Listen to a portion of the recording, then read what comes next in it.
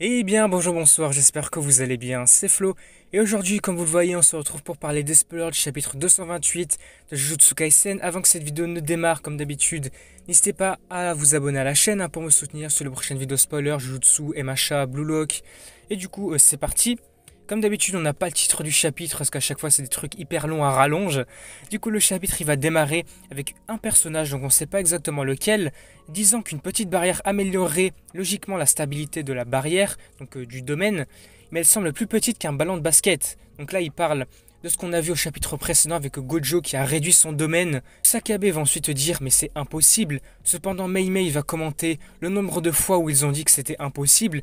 C'est vrai qu'ils ont dit que c'était impossible pas mal de fois, mais Gojo et Sukuna ont brisé les règles du manga, ils ont fait ce qui était impossible. Kusakabe fait valoir qu'en général, le fait de se piéger soi-même et son adversaire à l'intérieur d'une barrière dont la masse est inférieure à la sienne est censé s'effondrer. Cependant, Shozo les éclaire en disant que Gojo réussit cet exploit en utilisant son expérience par le fait qu'il avait été piégé dans la lisière du supplice. Kusakabe va ensuite commencer à nouveau à dire comment ils peuvent changer les conditions des domaines, en particulier leurs barrières, car il s'agit d'un mélange de nombreuses conditions. Iguruma et Akari vont demander vraiment, soit quoi Kusakabe répond que leurs domaines sont des exceptions, on voit vraiment que c'est les deux persos les plus forts, donc c'est vraiment des exceptions à ce niveau-là, car ils sont construits à l'intérieur de leur technique occulte. Mei Mei se dit ensuite que Gojo voulait peut-être essayer de couvrir toute la portée de l'hôtel démoniaque.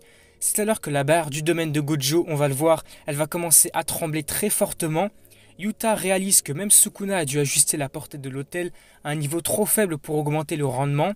Puis soudainement, nous allons voir la barrière du domaine de Gojo se briser encore une fois. C'est la troisième fois que le domaine de Gojo se brise. Qu'est-ce qui va se passer ensuite? Ça se trouve, Gojo va encore utiliser son domaine une quatrième fois, c'est insensé. On verra ça par la suite. Yuji, qui regarde la scène se dérouler, devient plutôt nerveux. Mais bientôt, on voit que le sanctuaire de Sukuna va commencer lui aussi de son côté à s'effondrer. Donc les domaines s'effondrent un par un. On va le voir par la suite, Sukuna est blessé alors que son domaine s'effondre à cause de la bataille qu'il a menée contre Gojo. Akari et tous les autres exorcistes présents sont tous excités par cette situation.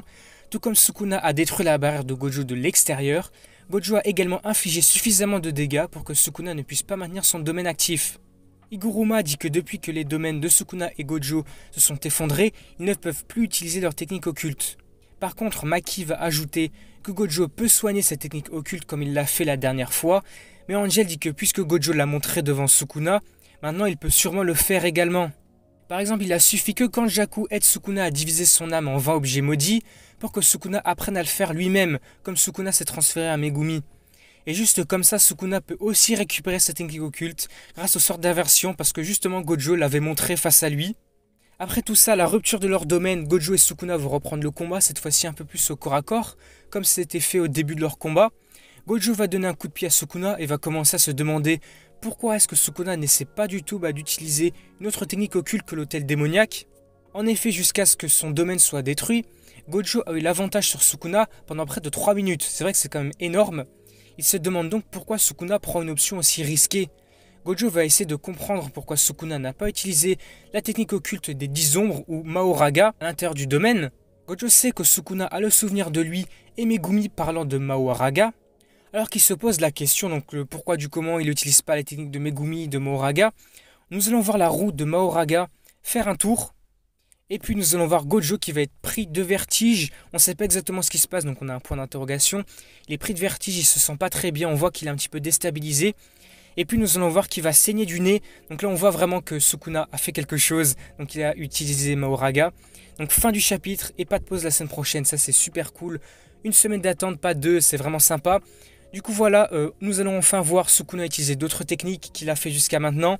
Du coup ce résumé des spoilers s'arrête ici. Si cette vidéo vous a plu, n'hésitez pas à liker, à commenter, à partager. Comme d'habitude, n'hésitez pas à me dire ce que vous avez pensé du chapitre. Franchement moi j'ai trouvé vraiment très cool, très sympa comme les précédents. Le combat Gojo Sukuna continue, il est toujours aussi hypant, moi en tout cas j'adore. Là surtout les prochains chapitres vont être d'autant plus intéressants je pense. Peut-être que Sukuna va utiliser les 10 ombres, là il utilise Mahoraga, donc ça devient plus intéressant. N'hésitez pas à me dire ce que vous en pensez dans les commentaires, peut-être vos théories sur la suite, qui pourrait gagner Gojo, Sukuna, quel est votre team, team Gojo, team Sukuna. Du coup on s'arrête ici, surtout n'hésitez pas à vous abonner à la chaîne pour me soutenir sur les prochaines vidéos spoilers, MHA, Jujutsu Kaisen, Blue Lock. On vise les 900 abonnés, je vous le rappelle, on y est bientôt. Du coup moi je vous dis à la prochaine.